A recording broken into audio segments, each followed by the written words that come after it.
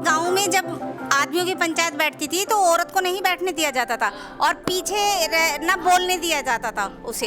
इसीलिए हम लोगों ने सोचा कि महिला की भी तो कहीं सुननी चाहिए, तो इसीलिए ये हम लोगों ने महिला पंचायत बनाई।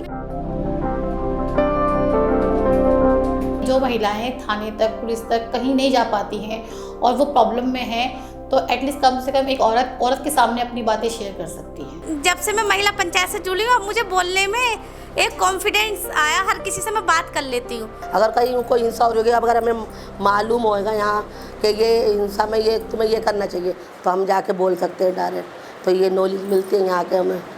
महिला पंचायत में जो हमारे केसेस आते हैं जो उनके एरिया में, तो ज़्यादातर केसेस जो होते हैं domestic violence, physical violence, economical violence, ज़्यादातर इन केसों पे ज़्यादा वर्क होता है।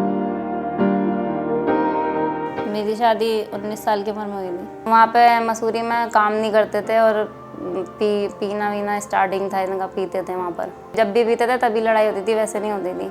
मुझसे नहाने के लिए बोला था, मैंने कहा मैं नहाऊंगी नहीं, बहुत ठंड हो रही है। तो इसके ऊपर इन्होंने क्या कहते हैं, बहुत ज़्यादा गुस्से में आ गए। इन्होंने मुझे ऐसे उठा के यूँ फेंक दिया नीचे, मेरी कमर की हड्डी पे लगी थी।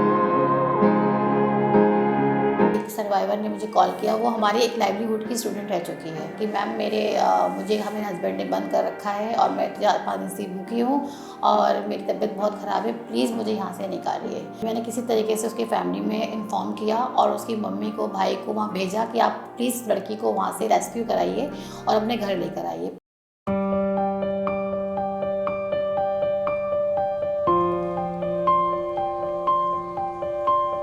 जब से निकाल मैम ने समझाया उनको, बहुत सही चल रहे हैं माशाल्लाह, बढ़िया। मतलब जो इंसान बाहर नहीं निकलने देता था, उसने मुझे एक जो है ना कोर्स करवाया। बहुत दूर जाती थी करने के लिए, यहीं पर ही नोएडा जाती थी कोर्स करने के लिए। औरतों की समझ में आ गया, बहुत सोच बदल गई और हमने बहुतों की बदली भी है। बहुत काम किया है इस पे, महिला पंचायत के ऊपर भी और बहुत हिंसाओं के ऊपर भी। मेरी और मेरी बहन की शादी एक ही घर में हुई थी। मैं वहाँ पे रही तो उसकी हरकतें दिखी, मतलब वो लड़का जो अभी खेलता था, नशा भी करता था और मेरे ऊपर शक भी करता था। वो जब वो ड्रिंक करके आते थे तो रात में जब सोते थे हम, तो वो मेरे साथ ज़बरदस्ती भी करते थे। मैं उनसे मना करती थी कि ये सब चीज़ें मत करो, मेरी तबीयत ठीक नहीं है, पर वो नहीं समझता था। वो उसे बस करना है ज़बरदस्ती, मेरे साथ तो करनी है, और बहुत बुरी तरीके से ज़बरदस्ती करता था मेरे साथ।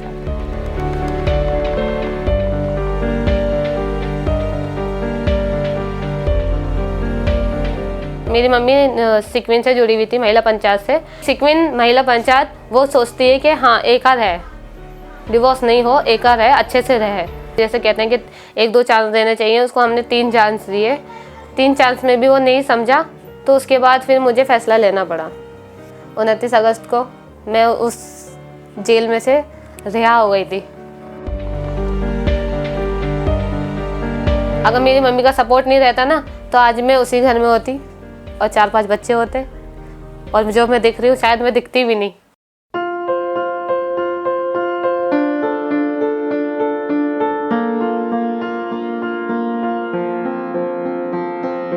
आपने अपने परिवार या घर में या कम्युनिटी में या कहीं भी कुछ ऐसी कोशिश की है जो बदलाव लाने की, चेंज लाने की?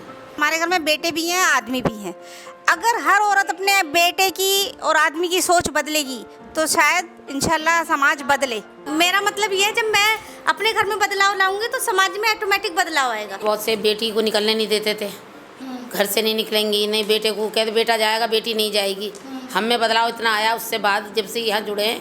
बेटी भी पढ़ेगी भी, काम भी करेगी, जो उसका दिल करेगा वो करेगी। जैसे पहले हालात में हम रोकते थे, जब से हमने यहाँ जुड़े, जब से बाद हमने रोकना बंद कर दिया।